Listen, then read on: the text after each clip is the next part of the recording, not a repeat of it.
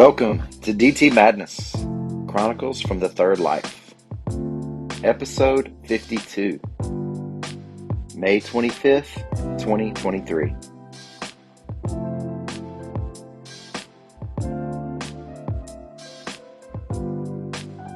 So glad you could make it.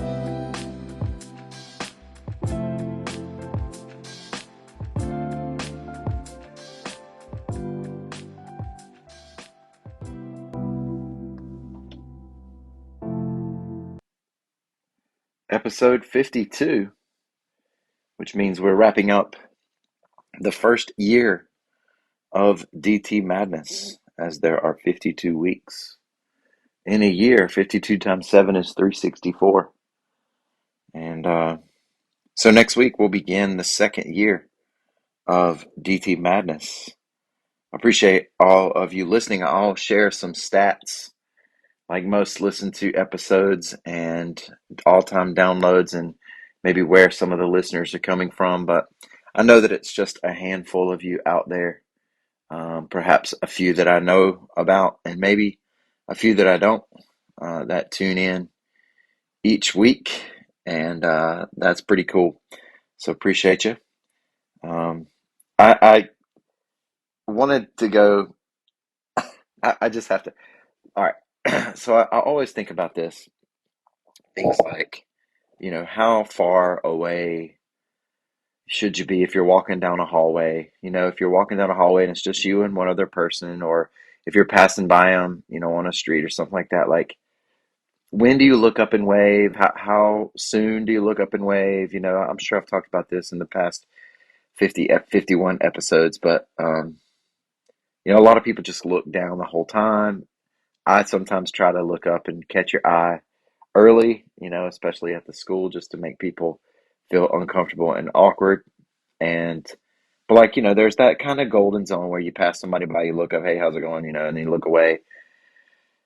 And then there's the things like how far away is somebody for you to hold the door? Maybe this is just a Southern thing, but like if somebody's 5 feet away, then you hold the door. But if they're 15 feet or 25 feet, like, do you look back? And if you look back, then do you then are you kind of roped into holding the door?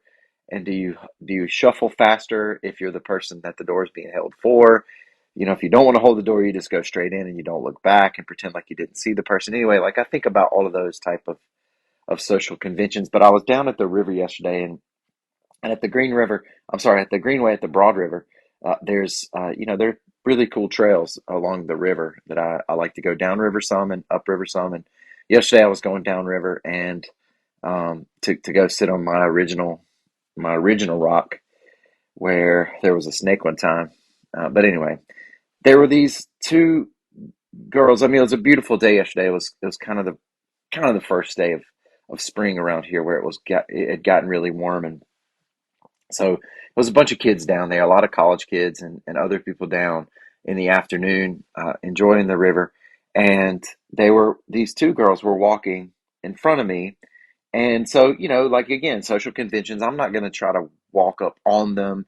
Although my practice is when I go walk at the river, I walk really fast to get to where I'm going, because that serves as kind of my cardio exercise. And so I'll walk for 15 or 20 minutes really fast and then get to where I'm going and then sit down and enjoy the scene. And so, I'm walking pretty quick pace. And so I'm catching up to them, which most people, when I'm in that situation, most people will step to the side and realize that I'm walking faster than them and then let me pass. I mean, just the day before, there was a group of guys, and they had this massive, I don't know, like massive dog. And so I was shuffling my feet a lot behind them to try to let them hear that I was behind me, so that I didn't startle them or the dog.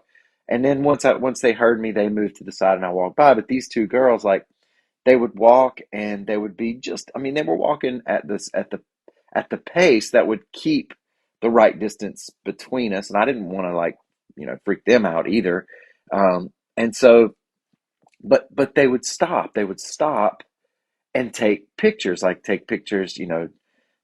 double selfies, but then the one would go somewhere else and do their little hand on their hip thing, and all that's cool. I like to take pictures at the river too. Um, But as they would stop, of course, then I would catch up. And like there were times where I was like, I don't know, 5 yards, 50, I don't know, 10 feet behind them, and um, it got kind of awkward. I would slow down a little bit, but I just kept waiting for them to to stop, and then at this, they just took off running. They took off running, which I thought, okay, that's fine. I understand where they're coming from, but then they would stop again on the trail, and like this kind of yo-yo effect was happening. And finally, they ended up stopping and sitting on the bench, which was good. I was glad they weren't going down to my rock. I don't like that when people get on my rock as though I've claimed it. But anyway, that was a whole different type of social convention that, kind of awkward. I don't know. Anyway, I really do like jazz. I think I was talking with Isaac the other day about all the different types of music that I listen to, and I think that he was kind of skeptical because perhaps in the past year or two, I've only really listened to Fish when it's playing out loud here at the house, just Fish Radio on XM or Live Fish or whatever, and but I like a lot of different kind of stuff. I mean, I listen to classical music in the morning, whether it's Chopin, whether it's Beethoven, Mozart. Nocturnes is what I'm going for as I wake up in the morning. I like the piano chill, Apple Music thing. I listen to my native flute music oftentimes, especially when I'm doing my stretching routine. But I mean, I listen to Wu Tang. I like Outkast. I like um, whatever. I like listen to the Beastie Boys or Sublime. Like I've got all of that kind of flavor too, and any kind of classic rock, whatever. I love Natalie Merchant. I will go back and listen to some old Live or Counting Crows or something like that. I mean, Dave Matthews, whatever. And but I like jazz as well. And I think that really, like, I mean, I love Joshua Redman, Miles Davis, Coltrane. Um, but I guess I consider Fish and the Dead in particular, I consider that jazz in a lot of ways, especially when they get going, like in a long 32-minute Dark Star, like I just listened to um, from 1973, or a big Blaze On, or whatever, Reba, Bowie, any of these kinds of songs from Fish or the Dead that drag on until 20 minutes or more, where there's a there's a there's a pattern. I mean, there's a framework, I guess is what I want to say. There's a framework. You kind of know where it's going eventually, but within those parameters, I guess, within that framework, there's just a whole bunch of room for improvisation, for experimentation, a whole lot of room to feel new avenues, um, to hit walls and dark places and try to grind your way back out. And that finding your way back out of that tension is an amazing part of that type of jazz that I'm talking about. Like I don't think I will listen to songs. I'm really not the old guy that's like you kids today in your music, but I don't want to hear music that fits the radio pattern. I mean, I don't think I listened to a song that's called a bop. You know what I mean? Like I'm not really here for a bop. Um,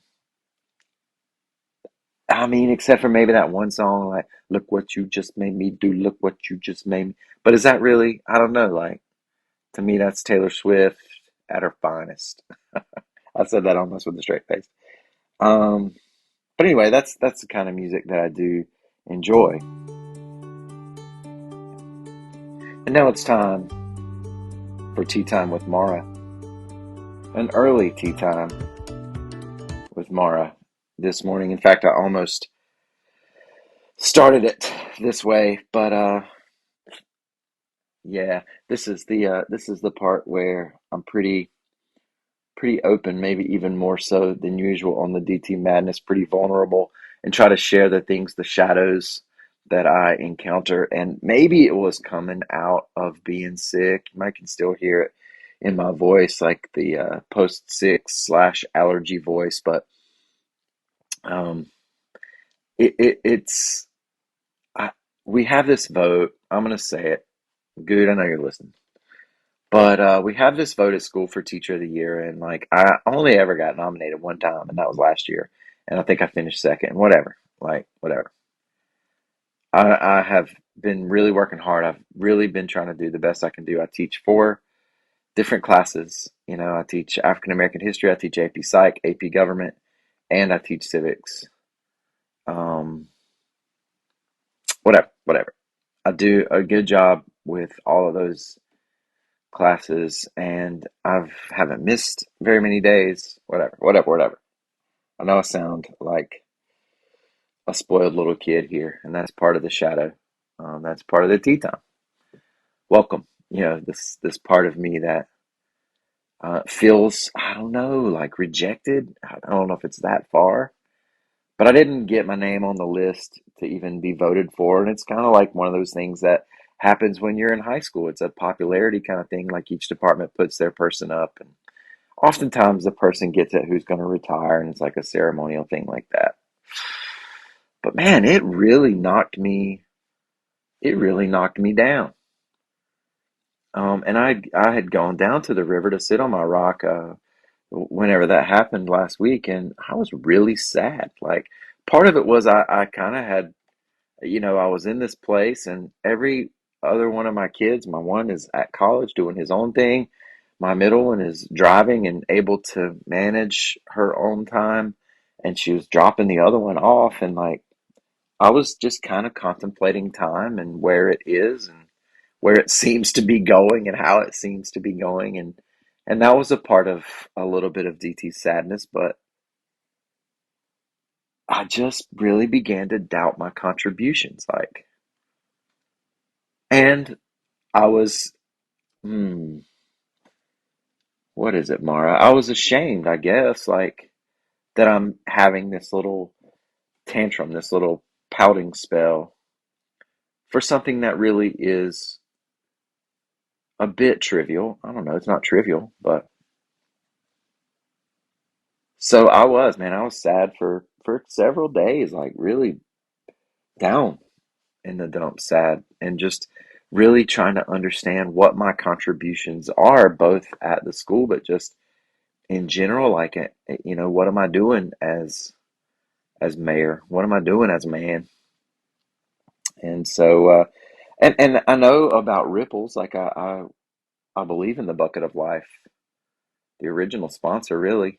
Um, I believe in the bucket of life, and that even the smallest ripples, even when you do not see them, you do not see their impact, you do not see where the ripples flow.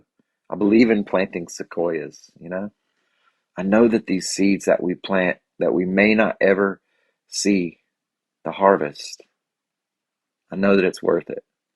But it was tricky for me. It was difficult for me to try to come out of that. And so I've been trying to welcome that that shadow part of me and understand what all that was about. But that was a good time.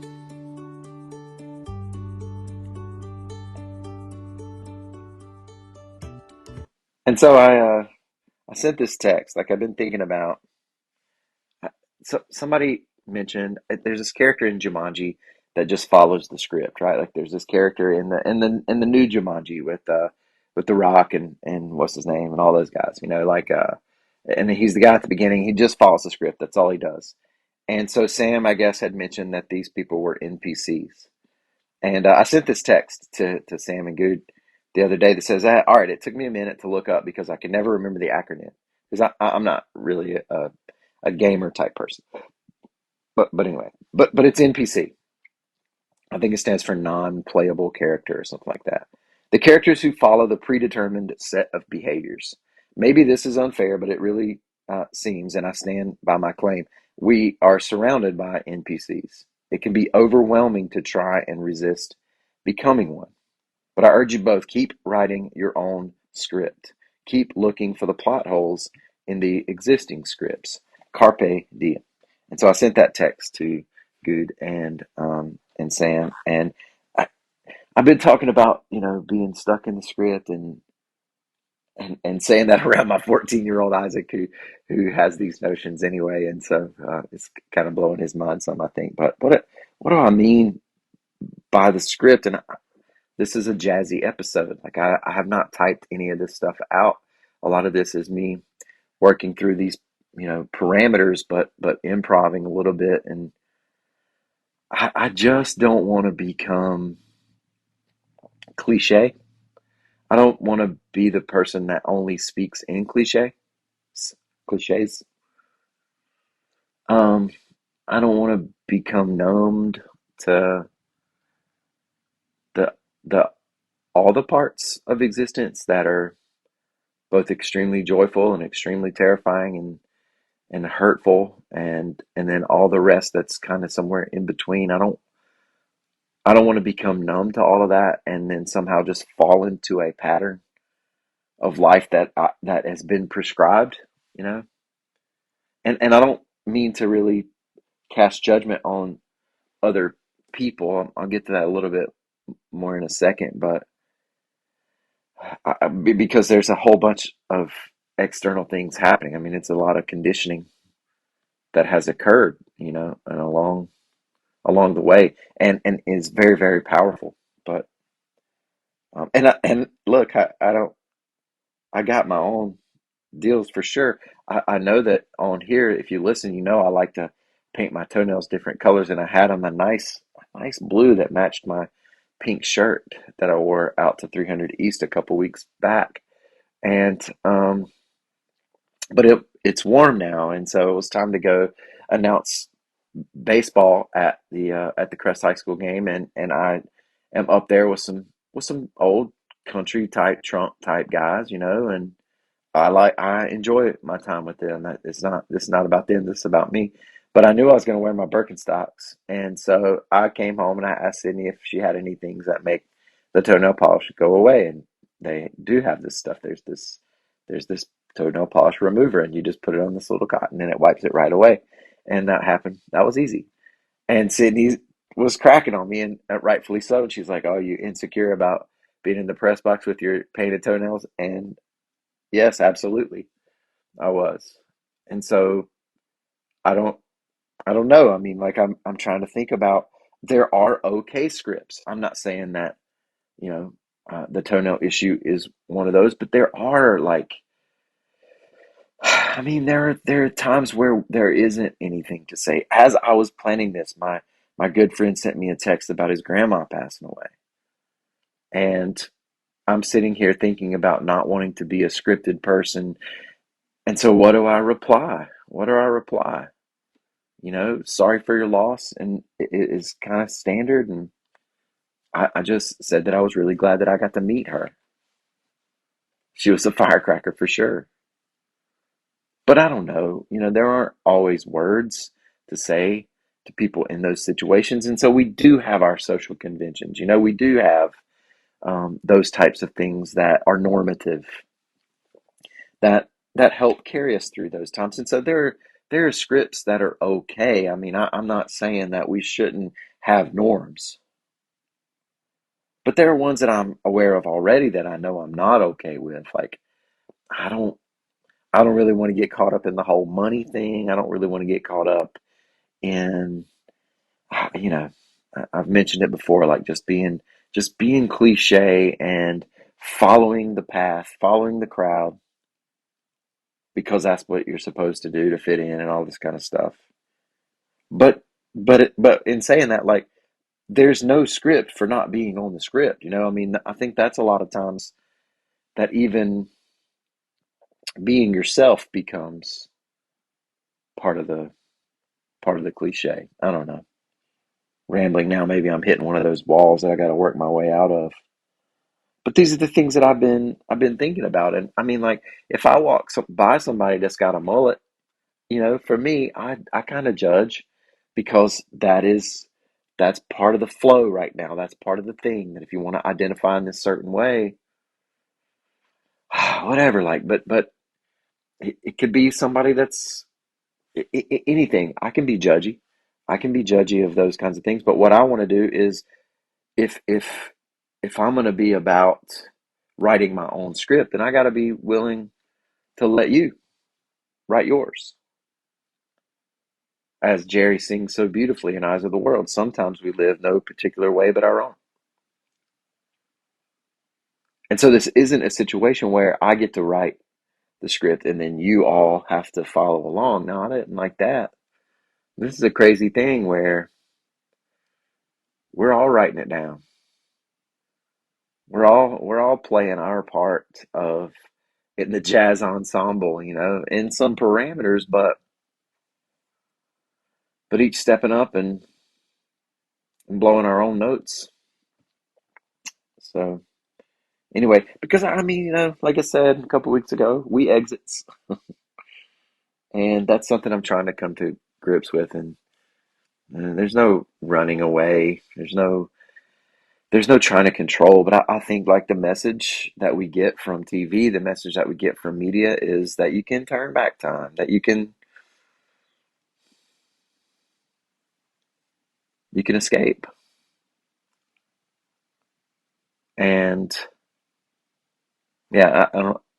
I just want to live, man. I want to live, man. Yeah, you like that one, David. I know you did. We were watching West Wing, like we're watching West Wing, and Charlie.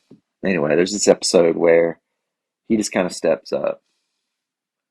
The guys are talking about leaders that inspire, and we don't know what's going to happen next. We don't know. We don't know what's going to happen in the next 4 years. We don't know what's going to happen in the next week. But if we have people who inspire us, if we have people who, seek the greatness in life and in each other, then we will be ready. We'll be ready to handle whatever it is that comes. And then this Charlie just kind of steps up and makes a statement, and he kicks in. That's the thing. Like he contributes, and Sydney laughs at me because I'll get teary eyed watching a bunch of stuff, and I don't know if she heard me, but like I was breathing heavy during that particular time, trying to stop from just completely sobbing because that's what I'm talking about, that type of contribution. But let's take a halftime break.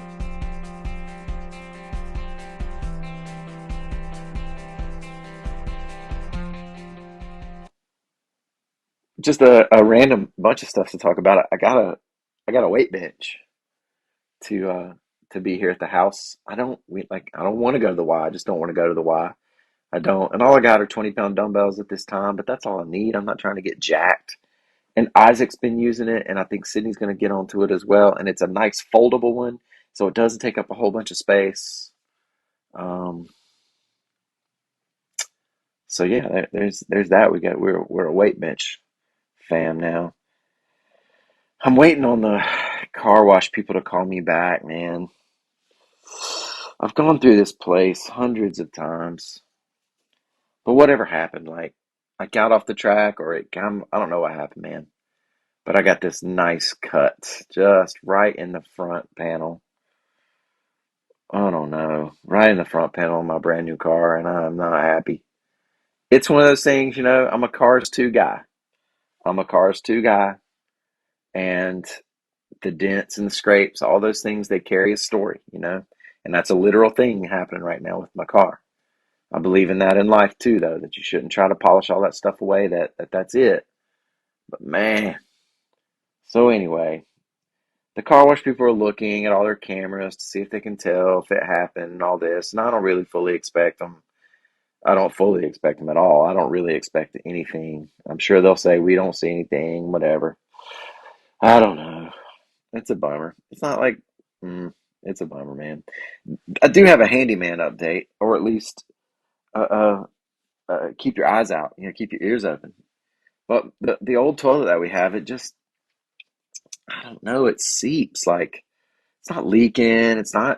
It's not leaking. Like my water bill was really high, but then that turns out that was because Sam was home for Christmas break because then the next month it was down, like it was way down, like a huge shift. And so, I mean, I guess I'll keep an eye on it when it comes out in a couple days, but it's not leaking, but there's some type of I don't know.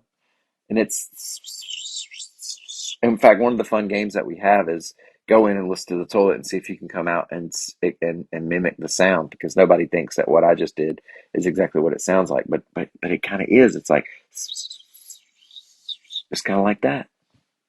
And I've jiggled some stuff, but I guess I'm gonna have to get into YouTube and how to fix my toilet. And the cedar cabinet that my dad made, we got one of them inside and we put one of them out on our front porch to house like all the tools and stuff. And it's a really cool cabinet. And the wind blew up in one of the doors the other day and it snapped it off.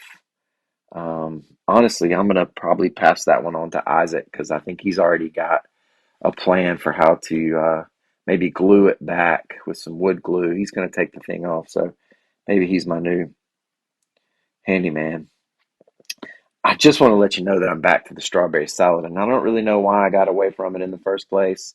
Maybe just because I'd eaten it every single day, but man, I'm gonna tell you what, a little bit of spinach, chicken, grilled chicken, and cheddar cheese shredded up, strawberries. I'm a Thousand Island guy, as my friend Robin used to say, Thousand Island, and a dusting of feta. Oh, it's so good, so good.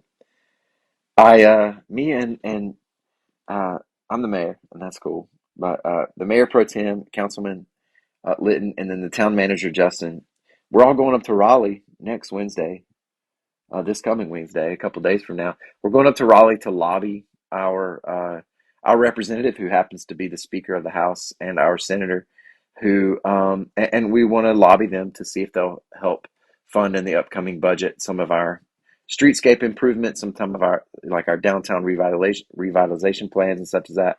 And it's kind of like, man, I feel almost like Andy and Barney going to the city and all this because I really am. I'm thinking about what I'm going to wear and should I wear a coat and I had to plan it out exactly like because I like to shave maybe about once a week. I don't like to shave when it's kind of just stubbly because then I get the little red bumps. Um, but if I wait until it's grown out a little bit, and that's what I do about every week, just down below my neck. I mean, I'm talking about shaving my beard, but so I'm planning it out. Like when should I shave before? So I went ahead and did it Thursday morning because then I think like Tuesday night it'll be about ready. And I mean, I'm really am thinking like this to go up there and. I did call shotgun, so there is that. Like I did call shotgun as I was texting with the town manager. But anyway, I'll report back next week on how that goes. And then finally, well, not finally, next up, penultimately here, um, man, we got tickets to go down to Charleston, down to Daniel Island for the WTA event, Women's Tennis Association event. Some pretty big name players playing, and so the five of us, the Gucci fam, we're gonna head down to. We're just gonna drive down. We're gonna leave early, drive down. The morning session starts at 11, and we'll be there through the afternoon, and then we'll work our way back. And excited about that for sure. I know Jess Pagula's playing. I know Sabalenka's playing, or at least they're signed on to play. But like a good handful of top 25, 30 players. So I'm definitely excited about that. Um, my friend Kristen put this thing on Facebook about music categories, and you have to come up with the first thing that pops into your mind, and you can't use the internet to look it up. And so I'm going to say these categories, and I'll say them slow, kind of, but just to let you, if you want to play along. But like you have to come up with the first song that pops into your mind, and like you can't use the internet. That's kind of the deal. And so something to wear, and I went with Sweater Song by Weezer. You know, if you want to enjoy my, it might not even be called that. Um, it might be even called Come Undone, but I think it's in parentheses the Sweater Song, so I'm still going with it. A place, Carolina, in my mind, JT. That's James Taylor. Animal, Possum. A number one. I don't listen to a lot of U2, but that's a great song. There's a couple of other ones that I'll listen to by then. A color, Stella Blue. A girl's name, Greta. A boy's name, Saint Stephen. Profession, bartender. And day of the week, Tuesdays gone.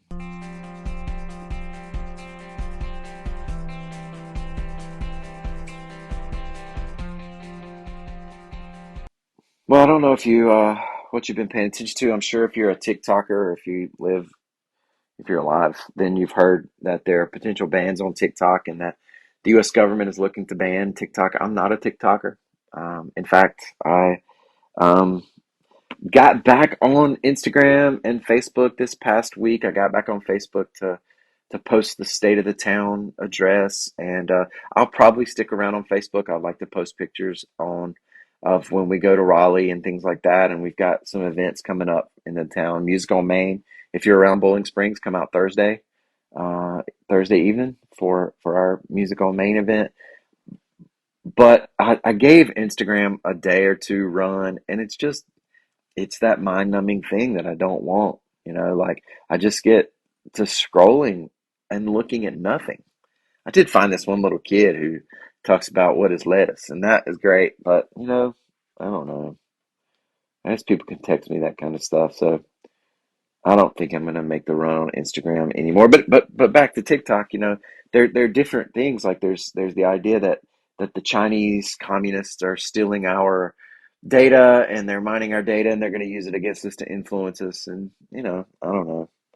Utah actually passed a law, and the governor signed it into law that would require minors, so anybody below 18, to get parental consent to be on any social media app or site, and would require these social media sites to uh, make available to parents any posts and text that the kid had put on the social media site. It would also lock the social media site from like 10:30 at night until 6 in the morning, something like that, unless the parent wanted to adjust it. And so, I mean, I don't know. There's some First Amendment deals with all of that. There are other states that are interested. I know that the Seattle, I believe it was Seattle, public school system has sued many of the social media apps and companies for the damage that is being done to our kids in terms of mental health. Maybe not just kids, but an interesting kind of thing. And I do think that it goes along with not being on the script. I do think that it becomes mind numbing. I think these sites naturally lead to conformity. They naturally do. And I've been thinking about what I talked about last week and my inability, or my, I don't know what the word is, but like my not being capable of being met. You know, I don't think that's the same as meeting you. I think that I can meet you. I actually think I'm pretty good at that. But allowing you to meet me, allowing myself to be met in these types of ways where I fully release my vulnerability and my insecurities and believe that you want to be there in that space with me. Those things are difficult. And I'm not hating, man. I'm not hating on the kids today, and I'm not hating on technology, and I'm not talking about all that kind of stuff. I don't mean that, but I just know that for my own life, um, way before social media, way before, I've been locked into my own self. Mm. As a perhaps as a survival mechanism in a lot of ways, but like, and I think that part of that is why it is difficult for me to be met, because I've naturally been so inward focused. And I don't mean that as egotistical or, you know, um, like that. I mean, it's played itself out in that way. Don't misunderstand. I've definitely been a pompous jerk in many stages of my life. Sorry to all of you that I went to high school with. But I just think about, like, the amount of time, and it's 5, 6, 7, 8 hours a day. These kids are putting in overtime in terms of screen time, in terms of social media time. I mean, it really is. I asked my class yesterday. We talked about it. I let them get their phones out so that they could look, and it was 50 plus hours a week of being in your own mind. Even if you're scrolling and you're looking at other things, like it's consuming you, it's consuming me. So I don't know. I don't know what I think about the bans, and I don't know what I think about the First Amendment and how it applies, but I'm glad that we're having this national conversation, and I hope that we can be honest with each other about it. I had this professor to wrap up. I had this professor. He wasn't my professor. We went on a trip. I don't know what I've talked about in the last 52 weeks. So I'm sorry that if I repeat things. It's also amazing to me if you're able to be like, dang, you talked about that in episode 31. Won't you come up with something new? That would be pretty sweet if anybody wanted to point that out. But we went on this trip, we went on this trip out west, my first year at Gardner Webb. We went out to Yellowstone. We just rode in 15 passenger vans, pulling trailers behind that had our camping gear and cooking supplies and all that kind of stuff in there, tools and such. And we camped along the way at just some amazing places like a Devil's Tower and whatever, like the Missouri River, and just amazing spots. And we got out to Yellowstone and did some work, and the Grand Tetons and did some work, and it was just an amazing trip, you know. And there was the professor that was from Maryville College. I don't remember his name. I'm sure if I pulled that journal back out, I'd written down his name. But he was talking to me about like Chief Seattle, and I don't even remember. Like I really need to get back in. But there is a quote from him that sticks out to me. In fact, I think he was telling me about a dream that he had had where all he was doing was just kind of floating through the air and consuming all of this stuff and then crapping it back out. I'll say crapping it. And that's what I'm talking about. Like, I don't want to get into that pattern. I don't want to be in the pattern of just consuming and then excreting, I don't, and then getting into that cycle and getting stuck in that cycle.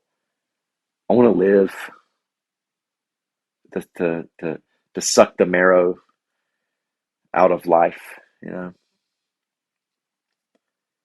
I don't know if that has to be big. I don't know if it can just be small things. I know it can just be small things, but I want to find my contribution. I want to play I want to play my part and give it all I got. Carpe diem.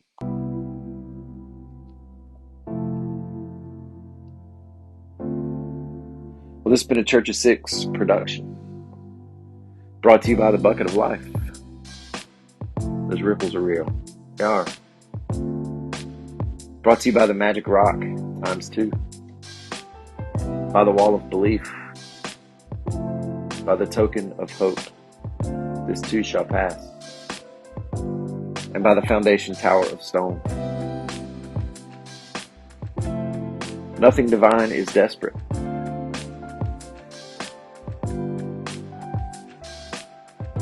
Thanks for 1 year, y'all. Don't forget to believe and be live. Peace, my friends.